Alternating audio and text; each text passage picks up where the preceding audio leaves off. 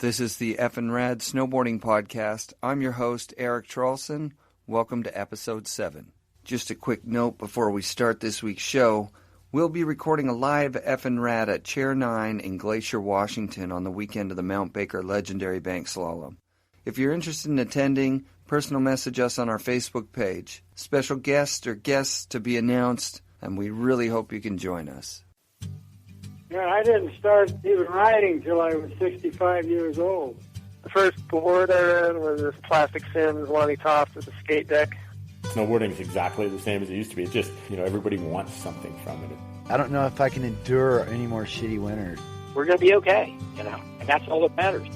You can put it away for a while, but you can't put it away forever because it's just almost like a spiritual thing.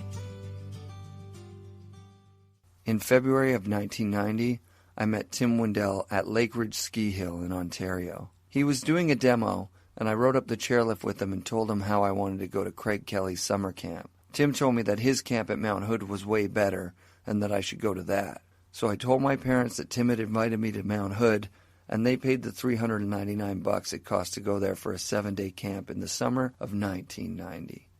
That's where I hopped on the chair with Mike Jacoby, and he couldn't have been a nicer guy. 25 years later, I find myself driving to Hood River, Oregon to meet up with him for this interview. When I was about an hour from his place, I figured I should Google him for a refresher, and the first thing that came up was a New York Times article about him from 1997. The article calls Jacoby a leading member of the United States snowboarding team and says on a snowboard he's, quote, as agile as Gretzky on skates. Jacoby was current giant slalom world champion 2 years running, and was definitely a hopeful for bringing home the gold at Nagano in Japan. The next article from 2010 tells of a terrible mountain bike crash that left Mike in the hospital. So I did whatever I did during work, and then I was like, I gotta go get some exercise. So I came over here and I went into the bike shop. I was looking at helmets. I need to get a new helmet. I want to go ride. I can get a helmet later. Yeah. That ride, I happened to hit a tree doing 30-35, broke my jaw in 3 places, was unconscious for a week. So I spent a week in OHSU, and then they transferred me to Rio. I spent, I think, another month. And I had to learn to walk and all that stuff again. Like I remember just struggling. Here's the best part of my accident: no short-term memory. Usually you have no short-term memory, you don't know. But I knew I had no short-term memory. It was effort to be moving my feet, and bad balance, And I'm cracking up. And I remember the therapist was like, what's up here? And I was like, are you okay? And I'm like, yeah, I'm fine. I'm not going to have to remember this in 5 minutes. Might as well enjoy it. I've always had a really good lemonade stand, And it's just like, I don't see lemons in anything. It's like, apparently I didn't then either. Thankfully, Mike recovered, and over the next few months he returned to work, where he trains people to fly drones. We couldn't go into detail about that, though. It's classified. But we did get to chat over chowder at the Hood River Saturday Market. I built my own snowboard, and then I broke it a few days later. I went out and bought I think it might have been the Performer, Woody. I broke that not long after, and I wrote this letter that I sent in with it. So you send it back. Now it'd be 10 days to get out to Vermont. They replaced it, 10 days to get back. Our winter's going, and I know in it, I'd said, what are you going to do, send me an extra board so I can have one in stock to keep sending, back for replacements or something like that. Well, randomly, 2 different shipments did show up. I got 2 boards back. I always did a lot of backcountry with my dad, cross-country skiing, whatever, skiing. We used to go to Teton Village every weekend. And I got into snowboarding, and of course nobody allowed it. So I'd take the bus up on weekends and hike the backside of College Canyon. At the end of the day, I'd just go, after riding all day, I'd go down in the front and get chased by ski patrol and all that. We don't allow that. And my friends, our friends that we stayed with, they were friends with all the, ski patrol and stuff. When the ski patrol said, hey, we talked about, we allow it now. We were there every weekend after that. Cool.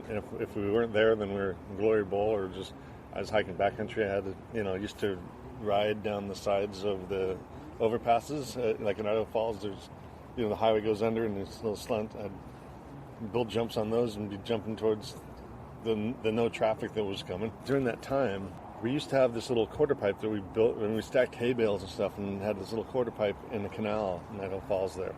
Somebody had a Lonnie Toff. I remember I had my homemade board and the Woody, and then somebody had a Sims FV 1500 or something like that. It was like, wow. When I was 15, I moved out of Idaho. My dad had got a job. He's a nuclear engineer, and we up and moved to Lake of the Pines, California. Craig was on the team prior to you? Or you guys all got on around the same time? Technically, he was probably on the team prior to me, all in a matter of months. I signed my contract, rushed to get a passport, and then off I was to Europe. We were at Stubaital. Jake got everybody there, and he put the whole team together. It was all the Europeans, but then there's Craig, there's Brad Reeser, there's Kerry Hannon, there's all everybody that I just was at Sims with. And I'm like, oh well, hey, I didn't know everybody had crossed over. What did you like better, racing or freestyle, like half pipe? Well, kind of liked it all, but at the time I was focusing on, I was really good at racing, but I was trying to figure out the freestyle. It's like, I realized I don't have style, and I started learning to skateboard, learning to ollie and do all that stuff, and Tucker Franson had a huge ramp in his backyard, and kind of got the skateboarding down. I started taking gymnastics just so I could learn more body control. And when Burton signed me, they signed me on, I think they thought they were getting a racer, because I had won the giant slalom and the slalom. That year, I think I got like 6th in the pipe. Yeah, so they signed me on as a racer, and then they got a freestyler. I'm not sure what people were thinking, but I have a lot of appreciation for the racing, and it makes riders better. Learning all the stuff that racing has to offer crosses over in the free ride. When I did my first event, it was kind of like, I wonder how good am I, or whatever. Yeah. So I went and did it, and I had fun, and then all of a sudden, I was making money. And I'm like, I hate competition. Yeah. I hate it with a passion, and I'm so competitive. But the competitive, maybe that just kind of grew in there, but it was like, hey, this gives you money. It's either go get a job, and then like I said, I was going to go to school. My dad was the one that sat me down and said, hey, son, they're trying to give you an education. It's going to be a better education than school's ever going to get you.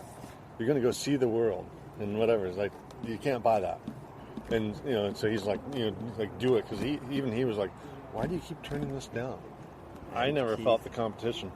We were just, it's like, I go to use the word buddies, but, we were buddies, but, we were on this team together. A lot of it, I pretty much give to Craig.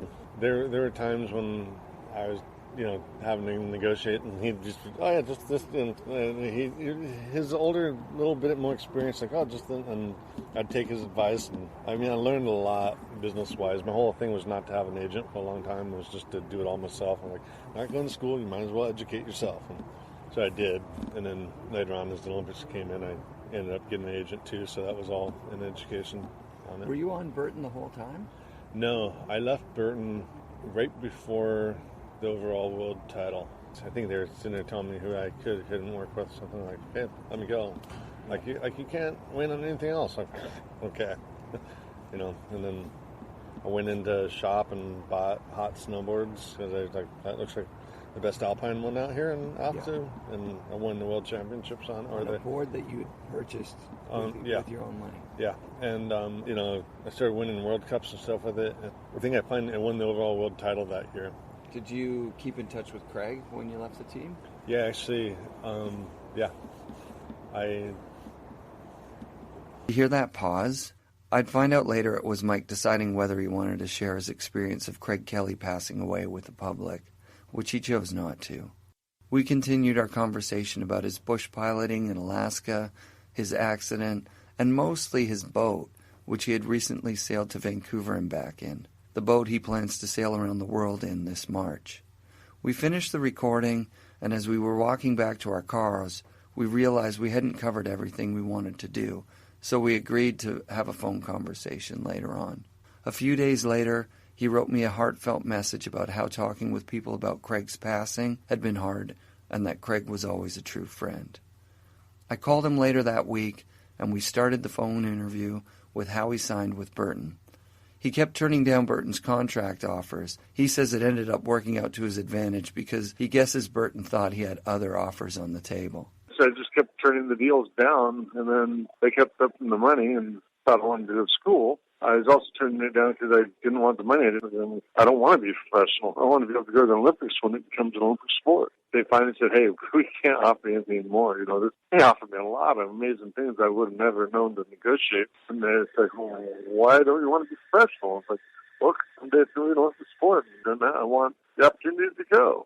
He said, if and when it ever becomes an Olympic sport, which it won't, they have to give you a chance to turn amateur again or Olympic eligible. In 98, and I got made the U.S. team and competed in the giant slalom. It was the most insane payback. It was just an awesome experience. And what was even more awesome for me is I had worked a deal with AT&T. If I made the Olympic team, then they would fly my parents over to Japan, put them up as long as I was there, and give them a cell phone for the whole time and give them tickets, whatever they wanted to go to.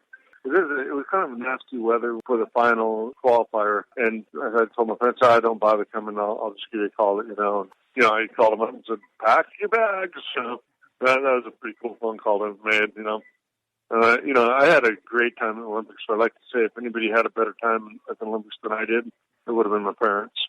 It was an awesome payback, all the support they've always given me in years. And, it kind of felt like, going to the Olympics and going to all the figure skate events was one of my mother's dreams, and I think that, it was just awesome to give that to my parents. It's kind of funny because the contract was all contingent on me making the Olympic team. Like, I would not have gotten a penny or had anything there if I hadn't made the team. So it was a pretty risky deal on my part, but it was cool. There are a lot of people that were just putting everything on the line there. They were riding way above their abilities, and it kind of made you have to really play your little bit beyond your A game, I like to say I got burnt out going to the Olympics. I peaked out before the Olympics because I was trying to make the team, Actually, I met Ross because I used to coach at Craig's snowboard camp in the summer at Whistler. I think before he even started riding for Burton a little bit, They really hurt the sport of alpine snowboarding. I feel like it even kind of hurt snowboarding. It wasn't like he had broken any rule at all, and that's the reason why he still has the medal today. It kind of blew my mind, It was good for Ross. It did nothing but good things for Ross. It just, it hurt corporate sponsorships for snowboarding. It hurt a lot of things, and Ross hadn't done anything wrong. He was well within the rules, The whole J-Tier thing, it was kind of an accident, and it actually did evolve. We used to go up to Donner Ski Ranch, and I usually would pick up Tucker Franson, Chris Roach, or a bunch of people in my car, and we'd drive up and shred Donner Ski Ranch. Tucker and I don't know who else we were riding, and there's just one little hit, and I went up and I'm doing a hand plant, and I threw myself back, went around, and my hand never touched the ground, and I landed back on my feet, and Tucker was like, whoa, what was that? I'm like, I tried to do a hand plant, but you do it again? I'm like, sure. Went in and, did it again, and then I pulled out an event, and people were just like, what is that? And the hand plant. Mike Jacoby said, well, you have to name it. And I'm like, okay, I don't know what to call it. And so Chantry said, call it the J-Tier Air. So I was like, J-Tier Air, all right, sure. He kind of got shortened into J-Tier. It's really cool to have made a trick up like that. I do it a lot. If I wasn't in the contest, I'd do it with no hands. And if I was in the contest, I'd always make sure my hand was down. Never got disqualified, always had it under control, I definitely taught as many people that wanted to know how to do it because I figured more people were doing it, judges have something to judge against, like who's doing it better. And obviously I have seen how, as the rules have changed stuff, how they've progressed, and what they're doing now is just so far beyond. It's just, I almost can't relate. I'm sure it's the way people felt when they first saw the J-Tier. I feel like the J-Tier is easy. That's a kindergarten move compared to what they do now. That brings up a funny story of my sportsmanship. It was at one of the U.S. Opens. I was killing it, on the dual slalom. And in the dual slalom, you have to race the guy, and then you flip courses and race again. I had beat Peter Bauer and had to go back up there and do it again, right? So there we are in the gate, and the countdown's going, and his boot's broken. He doesn't have the tool to fix it. by default there I could have just won. Here I am in the gate, and I take myself out of my focus, and I got the tool. I get over there, and nobody could figure out how to use it. So I ended up fixing his boot for him. And then we raced, and I ended up losing them. But, it was I'm going to win this thing fair and square, So I just kind of popped in my head of when I fixed Peter Bowers' boot, and then he beat me. Just have fun. That's what life is, Okay, that's good. Have a good weekend. Thanks, Eric. Okay, cool. Bye. Big FNRad shout-outs this week to Mike Jacoby. Thanks for taking the time to talk with us, man. You rule, Mike. And a reminder about our live show, February 19th at Chair 9 in Glacier, Washington, with surprise guests. Music in today's episode, courtesy of Patty Kehoe, a couple of Whistler shreds who also rip on musical instruments. Special thanks to Evan Cam for that hookup, and check out more of their music at heatrockstudios.com. FNRad is brought to you by BR Productions.